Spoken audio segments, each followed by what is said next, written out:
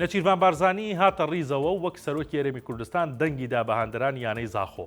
ڕەنگە جیاوازترین دیمەن هەڵدانی ورچ و بووکەڵەکان بێت کە وەک پشتگیری بۆ توشبوانی شێرپەنجە کۆکرایەوە و کاندید کران تا فیفا بیان کات بە باشترین هاندەر.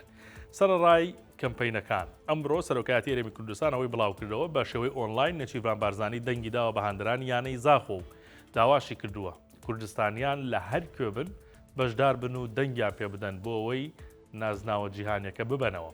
سەرۆکی هەرێمی کوردستان سوپاسی فیفا فیدراسیۆنی نێودوڵەتی تۆپی پێی کردووە بۆ دەستنیشانکردنی هاندەرانی یانەی زاخۆ وەک یەکێک لە کاندیدە دەستنیشانکراوەکان بۆ باشترین هاندەری ساڵ.